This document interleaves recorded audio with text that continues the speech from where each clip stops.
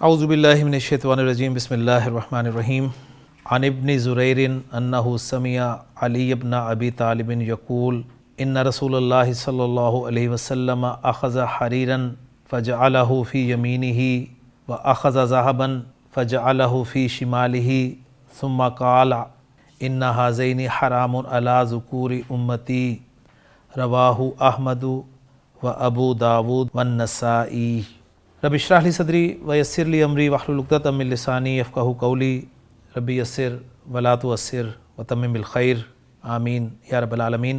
احادیث الصالحہ کتاب کی چھٹی حدیث، جس کو ہم پچھلے لیکچر میں مکمل طور پر الفاظ کے ساتھ ترجمے کے ساتھ پڑھ چکے ہیں، سیکھ چکے ہیں۔ آج جو میں نے آپ کو اس کے سامنے پڑھا ہے، یہ حرکات ساری کی ساری آخر میں بھی بول کر پڑھا ہے، تاکہ پتہ ہونا چاہیے ایک قرآن کے اور حدیث کے طالب علم کو کہ کسی بھی لفظ کے آخر میں کون سی حرکت آ رہی ہے، اس سے بڑا فائدہ ہوتا ہے۔ ویسے تو نہیں پڑھا جاتا عام طور پر، سب یہی کہتے ہیں جی آخری حرف پر جو ہے وہ کوئی حرکت نہ پڑھی جائے، لیکن ایک طالب علم کے لیے میں سمجھتا ہوں ضروری ہے، تاکہ اسے پتہ چلے کہ یہ اگر زیر آ رہی ہے، زبر آ رہی ہے، پیش آ رہی ہے یا کوئی آواز آ رہی ہے تو کیوں آ رہی ہے، تو اس کے لیے پھر یہ پڑھنا جو ہے ہمارے لیے فائدہ مند ثابت ہوتا ہے۔ تو حدیث کا مفہوم کیا تھا جی؟ کہ اللہ کے رسول صلی اللہ علیہ وسلم نے ایک مرتبہ حریر ریشم کے کپڑے کو لیا اور اسے اپنے دائیں ہاتھ میں رکھا، اور کچھ سونا لیا اور اسے بائیں ہاتھ میں رکھا، اور پھر آپ نے فرمایا کہ یہ دونوں میری امت کے مردوں پر حرام ہیں۔ تو دنیا میں یہ حرام ہے مردوں پر، لیکن قرآن مجید کا مطالعہ کرنے سے ہمیں پتہ چلتا ہے کہ جنت میں مردوں کو جو انعامات دیے جائیں گے اس میں انہیں سونے کے کنگن بھی پہنائے جائیں گے، اور ان کا لباس جو ہوگا وہ بھی ریشم کا ہوگا۔ تو اب چلتے ہیں جی، ہم اس حدیث میں جو میٹیریل ہمیں ڈاکٹر عبدالرحیم صاحب مہیا کر رہے ہیں اس پر نظر ڈال لیں۔ وکیبلری دے رہے ہیں جی کہ پہلا لفظ ہے جی الحریرو۔ الحریرو، الحریر کے معنی انہوں نے لکھے ہیں کہ یہ نسیجن ہے۔ نسیج کہتے ہیں بنے ہوئے کپڑے کو۔ نسیج، نون سین جیم مادے میں آپ ڈکشنری میں دیکھیں گے تو آپ کو نسیج کے معنی لکھے ہوئے ملیں گے جی بنا ہوا کپڑا۔ بنا ہوا کپڑا کس سے بنا ہوا کپڑا؟ من خیطن۔ خیط کہتے ہیں دھاگے کو، خیط دھاگا، اور دھاگا یہ جو خیط کا لفظ ہے قرآن میں بھی استعمال ہوا ہے، آپ کو پتہ ہے، اور خیط سے ہی خیاط بنتا ہے لفظ خیاط، جسے درزی کہا جاتا ہے کیونکہ اس کا کام دھاگے کا ہوتا ہے۔ تو نسیجم من خیطن، ایسا بنا ہوا کپڑا جو ایسے دھاگے سے ہے، ایسے دھاگے سے بنا ہوا کپڑا ہم کر لیں گے پھر ترجمہ، ٹھیک ہے نا؟ ایسے دھاگے سے بنا ہوا کپڑا جو یفرزہ، ذرا اس فعل پر نظر ڈالیں تو علامت مضارع یا ہمیں نظر آ رہی ہے، اور فارازا مادہ ہمیں نظر آ رہا ہے، اور ہا کی ضمیر جو ہے یہ تو مفعول بہ کے طور پہ استعمال ہوئی ہے۔ تو یہ یفرزہ اصل میں دو الفاظ کا مرکب ہے، ایک یفرز اور ایک ہو، جس میں سے یفرز جو ہے وہ فعل مضارع ہے۔ جب آپ علامت مضارع یا کو الگ کر کے فارازا مادے کو ڈکشنری میں دیکھتے ہیں تو آپ کو ڈکشنری میں فارازا مادہ باب ضربہ یضربو سے ملتا ہے۔ فرزا یفرزو فرزن، اس کے معنی لکھے ہوتے ہیں جی چھانٹنا، الگ کرنا، ایک چیز کو دوسری چیز سے یا ایک جز کو دوسرے جز سے الگ کرنا، یعنی ایک جز کو دوسرے اجزاء سے الگ کرنا، یہ اس کے معنی لکھے ہوتے ہیں ڈکشنری میں۔ اور جب یہ فرزا کا لفظ مسام یعنی جسم کے مسام اس کے ساتھ استعمال ہوتا ہے تو پھر اس کے معنی ہوتے ہیں کہ مسامات کا جسم سے پسینہ اور غدود کا اندر سے لعاب باہر نکالنا، یعنی یہ پوری میں پکچر آپ کے سامنے رکھوں گا، پھر آپ کو اس لفظ کی جو ہے وہ بناوٹ جو ہے سمجھ آئے گی۔ یعنی فرزا کا جب فاعل مسام الجسدی ہوتا ہے، یعنی جسد کے مسام ہوتا ہے جب اس کا فاعل، تو پھر اس کے معنی ہوتے ہیں کہ یہ جسم سے پسینہ اور غدود کا اندر سے لعاب باہر نکالنا کے معنی میں استعمال ہوتا ہے۔ اور فرزا یفرزو جو ہے اس کا مفعول جو ہے وہ ڈائریکٹ بھی استعمال ہوتا ہے، یعنی وداؤٹ پریپوزیشن بھی استعمال ہوتا ہے، اور من اور ان کی پریپوزیشن کے ساتھ بھی استعمال ہوتا ہے، یعنی فرزا ہو بھی کہا جاتا ہے، فرزا منہو بھی کہا جاتا ہے، اور فرزا انہو بھی کہا جاتا ہے۔ اب ذرا اس فعل کے معنی آپ کے سامنے آ گئے تو اگلا لفظ بات کو بالکل کلیئر کر دے گا۔ اگلا لفظ ہے جی دود القزی۔ دود قزی. دود القزی ایک مرکب اضافی کنسٹرکشن ہے اور اس کے معنی ہے ریشم کا کیڑا. ریشم کا کیڑا. تو میں امید کرتا ہوں کہ اب بات بالکل کلیئر ہوگی کہ حریر کیا ہے جی. الحریر نسیجن ہے، ایسا کپڑا ہے جو بنا ہوا ہے. اور کس سے بنا ہوا ہے؟ من خیتن، ایسے دھاگے سے بنا ہوا ہے جو دھاگا ریشم کا کیڑا اپنے منہ سے نکالتا ہے. کلیئر ہو گیا نا بات اب؟ یعنی فرضا یفرزو کے معنی نے بات بالکل کلیئر کر دی. اس کے بنیادی معنی تھے کسی چیز کو کسی دوسری چیز سے الگ کرنا، اور اگر اس کا فاعل جو ہے مسام استعمال ہو، جسد کا مسام، تو گویا یعنی جسم کا مسامات کا جسم سے پسینہ، ٹھیک ہے، اور غدود کا اندر سے لعاب باہر نکالنا. ریشم کا کیڑا جو لعاب نکالتا ہے اس سے یہ بنا ہوا کپڑا ہوتا ہے. تو عربی میں الحریر کی دیکھیں اتنی بڑی جو ہے ڈسکرپشن آپ کے سامنے آ گئی. بہرحال بات کلیئر ہوگی ہماری. اگلا لفظ ہے جی الذھب. الذھب. الذھب اس کے میننگز انہوں نے لکھے ہیں کہ یہ معدن معروف ہے. معدن معروف ایک مشہور معدنیات ہے، اور سب جانتے ہیں جی گولڈ، کوئی بھی ایسا نہیں ہوگا جسے گولڈ کے بارے میں نہ پتا ہو. تیسرا لفظ ڈاکٹر عبدالرحیم صاحب ہمیں بتا رہے ہیں الذکور. جمع ذکرن ہے، یہ جمع ذکرن یعنی ذکر کی جمع ہے. اور الذکر کیا ہے اس کو بتا رہے ہیں کہ والذکر ضد الانثی، یہ انثی کا اپوزٹ ہے، انثی.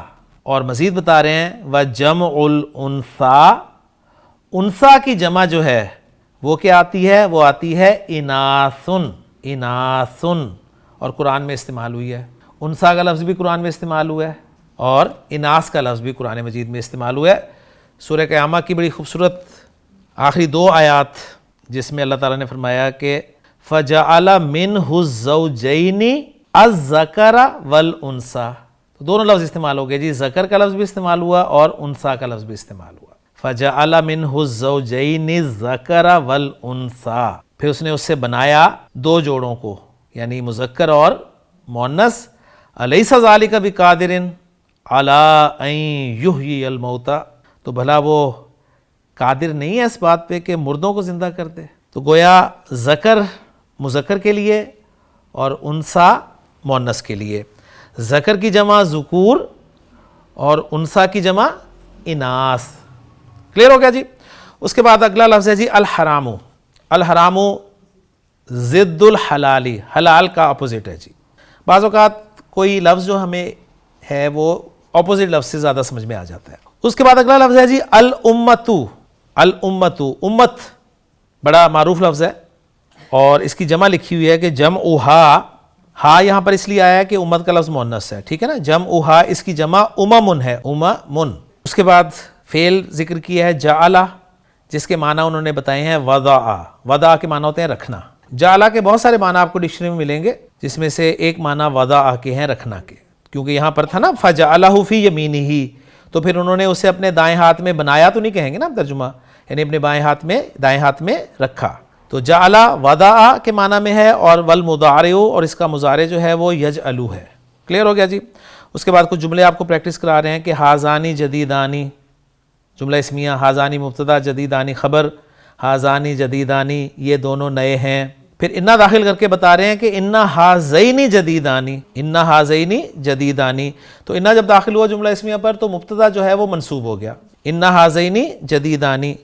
ہازانی مجتہدانی، انا ہازینی مجتہدانی. ہازانی مریضانی، انا ہازینی مریضانی. کلیئر ہو گیا جی؟ تو گویا انا جب بھی داخل ہوگا جملہ اسمیہ پر تو مبتدا کو وہ نصب دے دے گا. اور اسم اشارہ جو ہیں وہ ہازا، ہازانی، ہا اولائی قریب کے. اس میں واحد اور جمع کے اسماء اشارہ جو ہیں وہ مبنی ہیں، ان میں کوئی فرق نہیں پڑتا. ہاں مثنیٰ کے جو ہیں وہ معرب ہیں، تو ہازانی ہازینی بن جاتا ہے، ٹھیک ہے، منصوب اور مجرور فارم میں. اس کے بعد اگلا لفظ ہے جی الیمین. اس کے بارے میں تو ہمیں بتا چکے ہیں کہ یہ ضد ہے شمال کی، پہلی حدیث میں ہم نے پڑھا تھا. یہاں پر الیمین کی جمع بتائی ہے انہوں نے کہ جمعہ ایمان. ایمان ایک لفظ ہوتا ہے ایمان، یہ ہے ایمان. قرآن مجید میں اکثر ذکر ہے نا جہاں پر حلال کے بارے میں بتایا گیا ہے ما کسبت ایمانہم. اور جمع الشمال شمال یعنی لیفٹ ہینڈ کی جمع انہوں نے بتائی ہے وہ ہے شمائلو. شمائلو شمائلو غیر منصرف اسم ہے جی. دیکھیں صیغہ منتہی الجموع کا صیغہ بن رہا ہے, 2 حروف پہلے زبر والے, اس کے بعد ایک الف اور پھر 2 حروف, ٹھیک ہے نا, تو اس لیے غیر منصرف ہے. ثم جو ہے یہ حرف عطف ہے, پھر کے معنی میں آتا ہے, اور یہ کیا کرتا ہے, یہ 2 چیزیں ذہن میں رکھیے گا کرتا ہے. ایک تو یہ جمع کرتا ہے 2 کو, اور ترتیب کا بھی فائدہ دیتا ہے, اور ساتھ مزید بتاتا ہے کہ وہ جو کام ہوا ہے نا اس میں کچھ وقفہ بھی تھا. 3 حروف ہیں جی, واو, فا اور ثم. واو, فا اور ثم, ان تینوں کا ترجمہ ہم اور کے ساتھ کرتے ہیں. واو, فا اور ثم, اور کے ساتھ ترجمہ کریں. میں کہوں گا جاء زید و حامد, جاء زید و حامد. میں یہ بھی کہہ سکتا ہوں جاء زید فحامد. میں یہ بھی کہہ سکتا ہوں جاء زید ثم حامد. تینوں کا جو ترجمہ ہوگا نا وہ یہ ہوگا کہ زید اور حامد آئے. لیکن تینوں الفاظ کے مختلف ہونے سے فرق کیا ہوگا؟ فرق یہ ہوگا کہ جب میں نے کہا نا جاء زید و حامد, تو اب زید اور حامد آئے تو ہیں, لیکن مجھے یہ نہیں پتہ چل رہا کہ پہلے کون آیا ہے, حامد پہلے آیا ہے کہ زید پہلے آیا ہے, یا دونوں ساتھ آئے تھے. بس میں نے بتا دیا یہ دونوں آئے ہیں. لیکن جب میں نے فا استعمال کیا نا تو اب میں نے ترتیب بھی بتائی کہ جاء زید فحامد, پہلے زید آیا پھر حامد آیا. اور جب میں نے ثم لگایا کہ جاء زید ثم حامد, تو اس کا مطلب ہے کہ پہلے زید آیا ہے پھر حامد آیا ہے, اور حامد فوراً نہیں آ گیا, تھوڑا سا وقفہ تھا اس کے بعد آیا ہے وہ. بات سمجھ میں آ گئی؟ تو یہ ثم جو ہے حرف عطف کہلاتا ہے, اور اس کے بارے میں وہ بتا رہے ہیں کہ تقولو, تم کہتے ہو جاء علی ثم احمد, علی آیا پھر احمد آیا. دوسرا جملہ تودعت, تودع یتودع, وضو کرنا.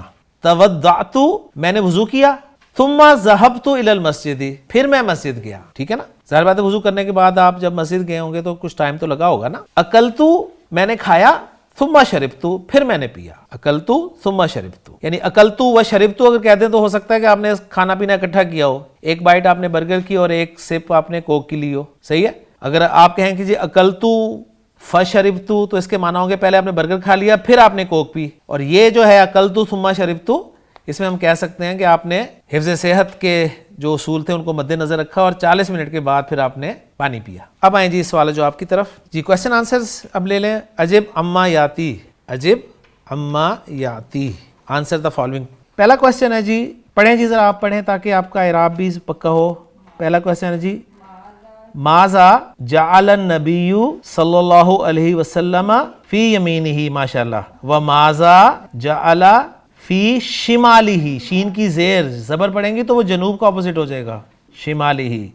جی تو آپ کو سمجھ آ گئی بات. ماذا کیا چیز, جعل النبی نبی صلی اللہ علیہ وسلم نے رکھی اپنے دائیں ہاتھ میں, وماذا جعل فی شمالہ, اور کیا چیز انہوں نے اپنے بائیں ہاتھ میں رکھی. تو کیا جواب ہوگا جی, جعل حریرا فی یمینہ وجعل ذهبا فی شمالہ. فی ای ید, ید کا لفظ میں نے آپ کو بتایا ہوا ہے کہ ایون کا لفظ جو ہے یہ مضاف ہو کر آتا ہے, تو مضاف کے بعد ہمیشہ مضاف الیہ پڑھا جائے گا اور مضاف الیہ مجرور ہوگا. فی ای یدن, کس ہاتھ میں, کون سے ہاتھ میں, ان وچ ہینڈ, جعل رکھا, النبی کو کیا بنائیں گے جی, جعل کا مرفوع فاعل بنائیں گے نا جی. النبی فی ای یدن جعل النبی صلی اللہ علیہ وسلم الحریر, حریر پہ کیا پڑھیں گے آخر میں را پہ, کیوں حریرو تو پھر وفا پڑھ دیا تو 2 فائل لے آئیں آپ, منصوب ہو جائے گا مفعول بہ الحریرہ.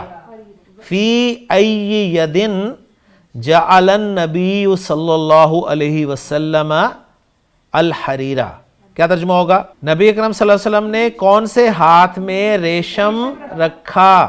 اور اب دوسرا سوال پڑھیں, وفی این, اب یہاں پر ای یدن نہیں کہا, ید کو حذف کر دیا اور اس کو حذف کر کے تنوین جو ہے این پہ ڈال دی. وفی این جعل, الگ الگ پڑھ لیا کریں بعد میں ہم ملا لیا کریں گے, جعل الذهب, پھر ملا کر پڑھیں گے وفی این جعل الذهب, اور کون سے میں انہوں نے سونا رکھا.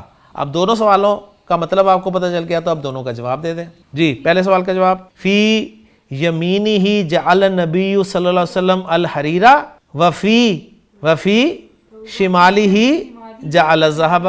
یہ وہ کوشچنز ہوتے ہیں جو ہمیں یاد ہیں 6 7ویں میں جب ہم انگریزی پڑھا کرتے تھے تو وٹ، ہو، وین، ویئر، وچ والے جو کوشچنز ہوتے تھے نا، ہمیں اس کا آسان طریقہ یہ بتایا جاتا تھا کہ ان لفظوں کی جگہ پہ جواب آپ نے رکھنا ہے، باقی وہی کاپی کر دیں. ٹھیک ہے نا. آئیں جی تیسرا کوشچن پڑھیں جی. ماذا قال النبی ماشاءاللہ صلی اللہ علیہ وسلم بالنسبۃ الی الحریر والذہب. کیا فرمایا نبی صلی اللہ علیہ وسلم نے ریشم اور سونے کی نسبت سے؟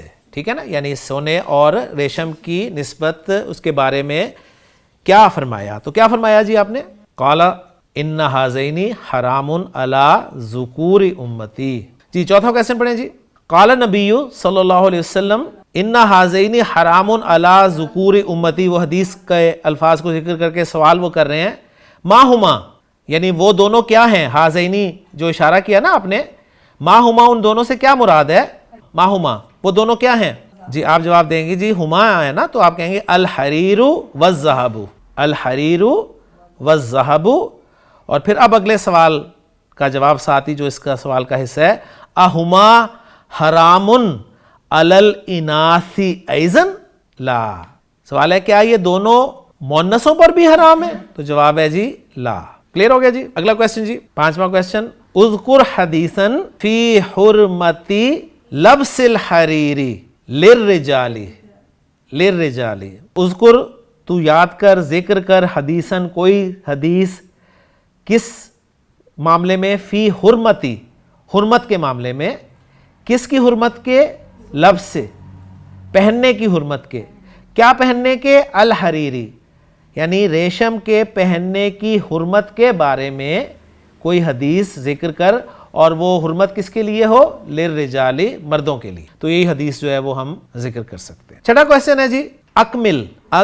جس طرح تھا نا ادخل تو داخل کر، تو اکمل تو مکمل کر. اکمل یکمل اکمالا، باب فعل کامل کرنا، مکمل کرنا. اکمل تو مکمل کر، الحدیثہ حدیث کو مکمل کر. باقی جی ٹیکسٹ ہم کاپی کر لیں گے. ان علی، ٹھیک ہے نا، ان علی رضی اللہ تعالی عنہ ان رسول اللہ صلی اللہ علیہ وسلم اخذ حریرا فجعلہ فی یمینہ واخذ ذہبا فجعلہ فی شمالہ ثم قال ان ھذین حرام علی ذکور امتی. 7واں کویسچن ہے جی املا الفراغات fill in the blanks بکلمات مناسبات with suitable words. ٹھیک ہے جی. پہلا جملہ ہے جی الحریر والذہب. جی بلینک آ گئی، کیا کریں گے؟ الحریر والذہب حرام. اس کے بعد علی ذکور المسلمین، ٹھیک ہے جی، وحلال لاناثہم، اور ان کی عورتوں کے لیے حلال ہے. کلیئر ہو گیا جی. اور 8واں کویسچن بہت آسان. من الصحابی الذی روا ھذا الحدیث اخذ رسول اللہ صلی اللہ علیہ وسلم حریرا ومن المحدث الذی اخرجہ. جی صحابی کون ہے جنہوں نے روایت کیا اس حدیث کو؟ ابن زریر نے اسے روایت کیا ہے کہ انہوں نے حضرت علی کو یہ کہتے ہوئے سنا تھا. کلیئر ہو گیا. تو روایت جو ہے راوی ہیں وہ اس کے ابن زریر ہیں. اور محدث کون ہے جنہوں نے اس کو نکالا ہے، اس کی تخریج کی ہے؟ 3 محدثین ہیں جی، امام احمد، امام ابو داود اور امام نسائی. اس کے بعد چھوٹے چھوٹے کویسچنز ہیں جی، جس میں پہلا ہے جی ما مفرد. یہ مفرد ہے، ٹھیک ہے، مفرد. ما مفرد الذکور. ذکور کا وہ پوچھ رہے ہیں مفرد کیا ہے؟ ذکر. الذکر کر دیں گے ہم، الذکر الف لام کے ساتھ. اور ساتھ پوچھ رہے ہیں کہ وما ضدہ، اور اس کا اپوزٹ کیا ہے؟ اس کا اپوزٹ جو ہے وہ انثى. دوسرا کویسچن اور آسان ہے. ما جمع الانثى. انثى کی جمع کیا ہے؟ اناث، الاناث. اگلا کویسچن ہے ما ضد الحرامی. ما ضد الحرامی، الحرام کی ضد کیا ہے؟ الحلال. اور چوتھا کویسچن ہے ما جمع الیمین والشمال. جی جمع الیمین الایمان اور جمع الشمال الشمائل. ٹھیک ہو گیا جی. 5واں سوال ہے جی ادخل تو داخل کر. کیا داخل کر؟ مفعول بہ چاہیے. کلا کلمہ تن، اور کل کی نصب میں نے کیوں پڑھی ہے کہ یہ مفعول بہ بنا رہا ہوں میں. ادخل تو داخل کر، کس کو داخل کر؟ کل کلماتن کو، ہر کلمے کو. کون سا کلمہ؟ ہر کلمہ مما یاتی، جو آ رہا ہے. کہاں داخل کر؟ فی جملتن مفیدتن، کمپلیٹ سینٹنس میں، ایک مکمل جملے میں آپ نے داخل کرنا ہے. جی الیمین، جی ناکلو بالیمینی، ناکلو بالیمینی، ہم دائیں ہاتھ سے کھاتے ہیں. الشمال یعنی الشیطان یاکل بالشمال، الشیطان یاکل بالشمال، یا کہہ دیں کہ قال النبی صلی اللہ علیہ وسلم لا تاکلوا بالشمال فإن الشیطان یاکل بالشمال، حدیث آپ کی ریپیٹ ہو جائے گی. حرام الحریر والذہب حرام علی ذکور امت النبی صلی اللہ علیہ وسلم. ٹھیک ہو گیا نا؟ کیونکہ اب ہم جواب دے رہے ہیں نا، تو ہماری امت تو نہیں ہے نا، امت تو نبی کریم صلی اللہ علیہ وسلم کی ہے. تو اس لیے میں کہہ رہا ہوں کہ الحریر والذہب حرام علی ذکور امتی، تی ناٹ تی، امتی، اور النبی، امت النبی صلی اللہ علیہ وسلم. ثم جاء زید ثم حامد. چھٹا کوشچن ہے جی ادخل، تو داخل کر، کیا داخل کر؟ انا، انا کو داخل کر. جی وہ کہہ رہے ہیں کہاں داخل کر؟ علی ہذہ الجملہ، تی، اس جملے پر داخل کر. اور جملہ کیا ہے جی؟ ہذانی مدرسانی، ہذانی مدرسانی، یہ دونوں مدرس ہیں. تو انا داخل کریں کیا بن جائے گا؟ ان ہذینی مدرسانی، ان ہذینی مدرسانی. اور آخری کوشچن ہے جی ما مضارع، کیا مضارع ہے؟ اخذا، اخذا کا، وجعل، اور جعل کا. یعنی اخذا اور جعل کا مضارع کیا ہے؟ تو آپ جواب دیں گے جی مضارع اخذا یاخذ، اور مضارع جعل یجعل. ٹھیک ہو گیا جی. الحمدللہ جی ہماری احادیث السہلہ کتاب کی چھٹی حدیث جو ہے وہ مع ویکیبلری اور ایکسرسائزز کے مکمل ہو گئی ہے. اور جوں آپ آگے بڑھتے جا رہے ہیں چیزیں بار بار وہی آ رہی ہیں، تو بار بار اس سے رزلٹ یہ نکلا کہ ریپیٹیشن جو ہے کتنی اہم ہوتی ہے. ریپیٹیشن انشاءاللہ تعالیٰ وہ آپ کو فائدہ دے گی، اور کچھ چیزیں آپ کامن سینس سے استعمال کریں گے تو آپ کو پتہ چلے گا. جیسے آپ ساتھ ساتھ ٹرانسلیٹ بھی کریں اور آپ ڈھونڈیں کہ کیا چیز اب مجھے جملے میں چاہیے. میں نے فعل بولا ہے تو فعل کا مجھے فاعل چاہیے کہ کرنے والا کون ہے، پھر وہ فاعل جو ہے وہ ضمیر کی صورت میں ہے یا ظاہر ہے، یہ آپ ڈھونڈیں. جب آپ کو وہ مل گیا تو پھر فعل کے میننگز پر غور کر کے آپ کو پتہ چلے گا کہ اس کا مفعول بھی آنا چاہیے یا نہیں آنا چاہیے.